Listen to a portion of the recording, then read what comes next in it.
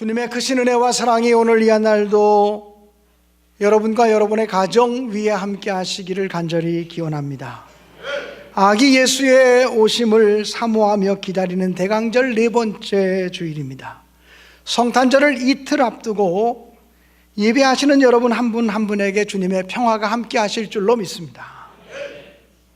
성탄이라고 하는 것은 새 언약의 성취입니다.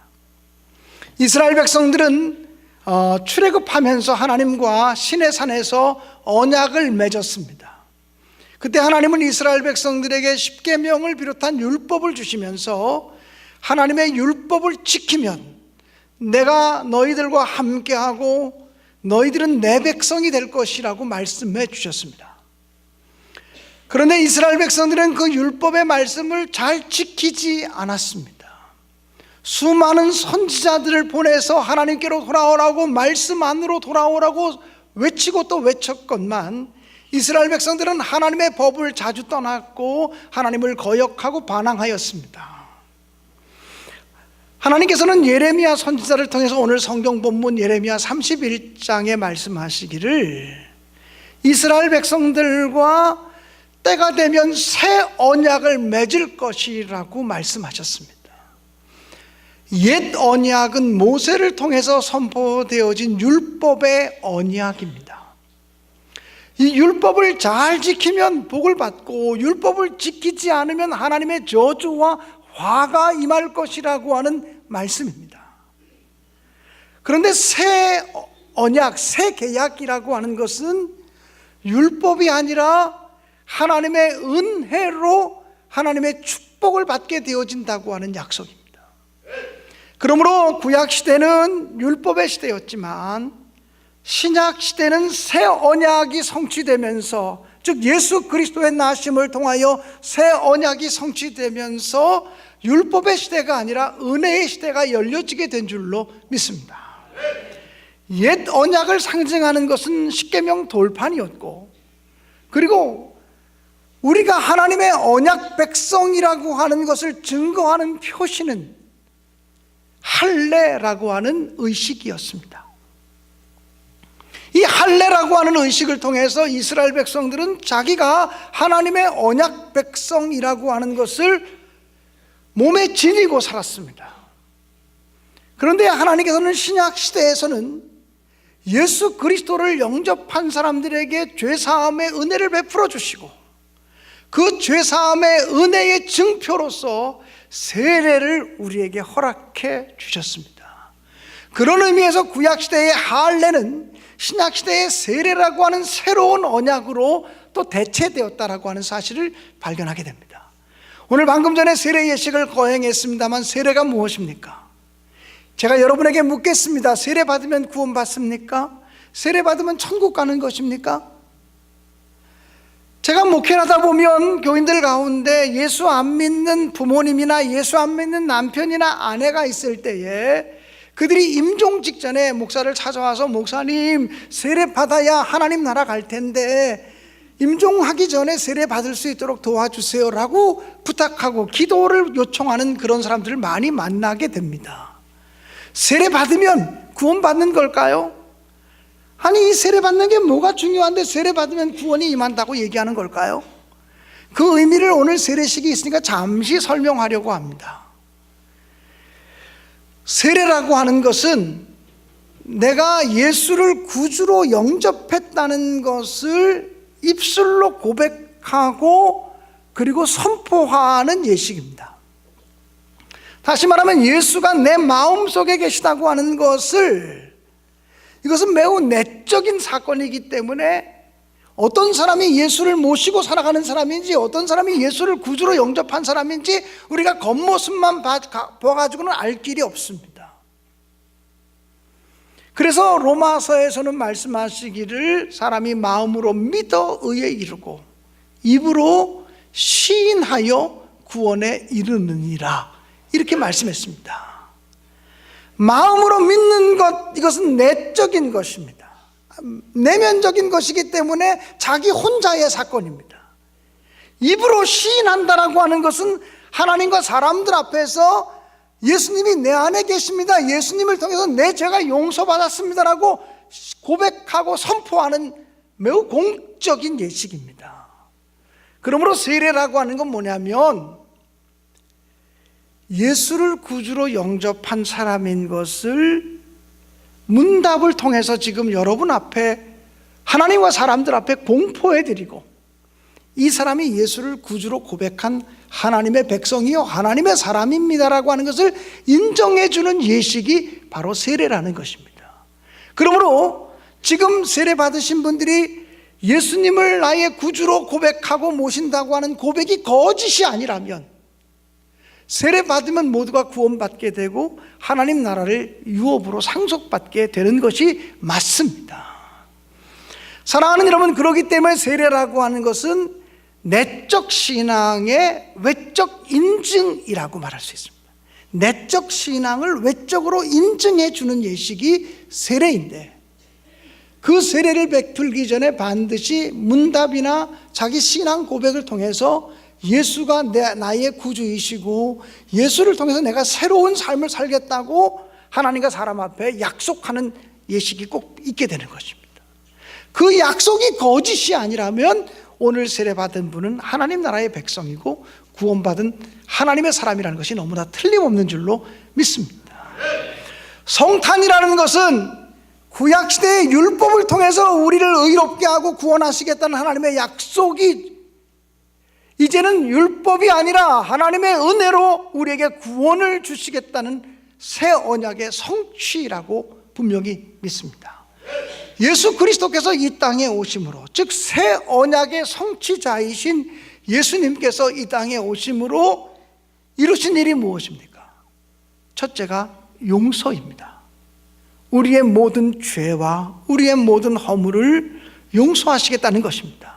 우리가 율법을 잘 지켰기 때문에, 하나님 말씀대로 살았기 때문에, 죄 안 짓고 살았기 때문에, 의롭게 살았기 때문에, 선행을 베풀었기 때문에 우리를 구원하시는 것이 아니라 인간의 공로와 인간의 행위로 구원받을 수 있는 사람이 한 사람도 없다는 것을 하나님은 아시고, 하나님의 말씀과 하나님의 뜻을 온전하게 준행할 사람은 이 세상에 단 한 사람도 없다고 하는 사실을 하나님은 아시고, 예수 그리스도를 보내셔서 우리의 죄를 대신 짊어지게 하심으로 우리의 죄를 하나님의 은혜로 용서해 주시겠다는 선언, 이것이 바로 성탄의 사건인 줄로 믿습니다.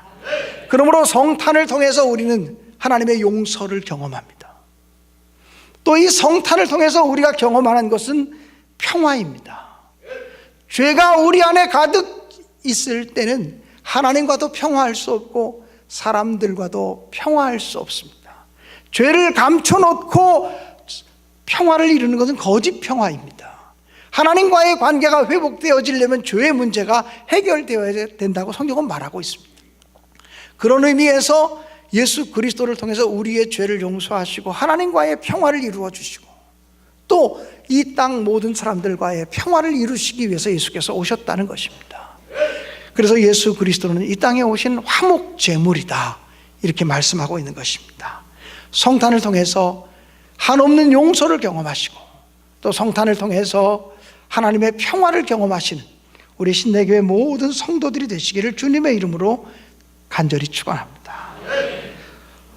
또한 예수 그리스도께서는 이 땅에 오심으로 예수님을 영접하는 자들에게 어떤 축복을 주시마 약속하셨냐면, 요한복음 1장 12절에 오면 영접하는 자 곧 그의 이름을 믿는 자들에게는 하나님의 자녀가 되는 권세를 주셨으니 이는 혈통으로나 육정으로나 사람의 뜻으로 나지 아니하고 하나님의 뜻 가운데서 우리를 하나님의 자녀로 삼아 주셨다고 말씀하셨습니다.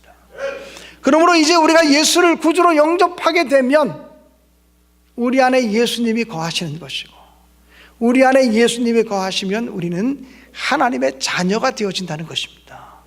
성탄을 통해서 우리를 하나님의 자녀로 삼아주시는 놀라운 사랑이 선포되어진 줄 믿습니다. 자녀가 되면 부모에게 어떤 특권이 있냐면 손 벌리고 요구할 수 있는 특권이 있습니다. 아빠, 엄마 하고 손을 내놓을 수 있는 특권이 있습니다. 가끔 가다가 자녀들이 부모의 속을 뒤집어 놓는 경우들이 있습니다. 부모가 잘 해주려고 해줬는데 자기가 뜻하는 거 주지 않으면, 그러려면 나를 왜 낳냐고 이렇게 얘기하는 자녀들의 모습을 볼 때가 있습니다. 사실 자녀들에게는 그런 특권이 있습니다. 하나님이 나를 책임져 주셔야 내 부모지, 하나님이 나를 책임져 주셔야 나의 아버지지.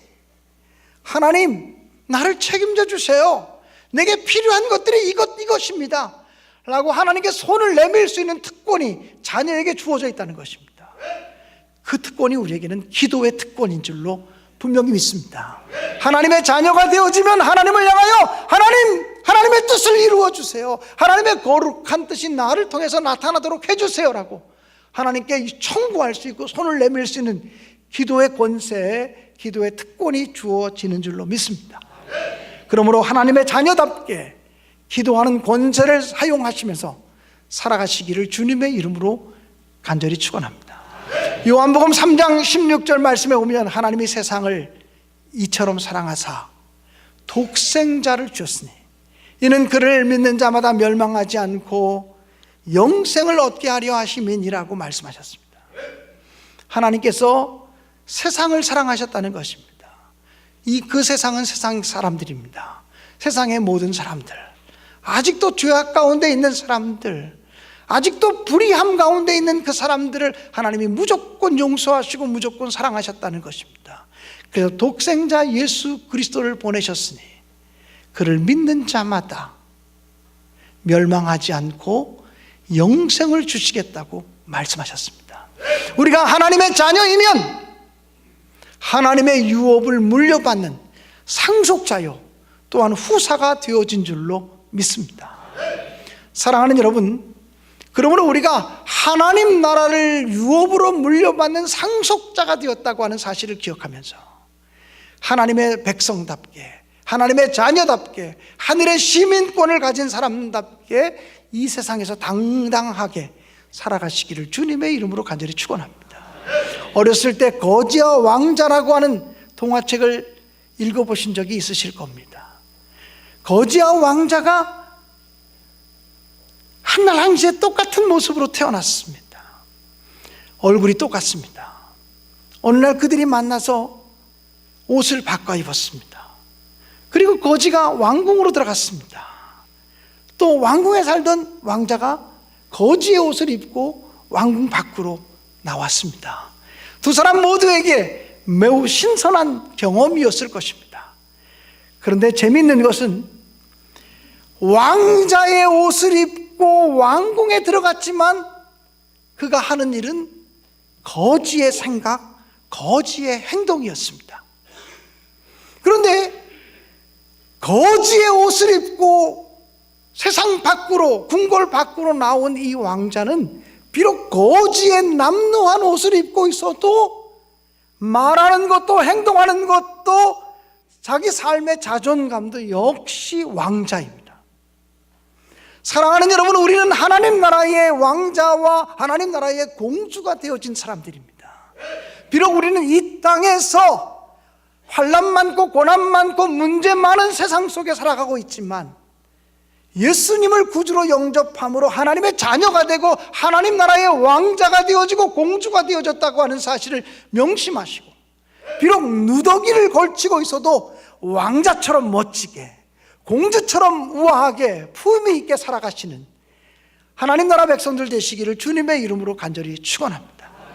거지처럼 살지 마시고 왕자처럼 살아가시고, 거지처럼 살지 마시고 하나님 나라의 공주처럼, 하늘의 시민처럼 당당함을 가지고 살아가시는 우리 신내교회 모든 성도들 되시기를 주님의 이름으로 간절히 축원합니다. 기도하겠습니다.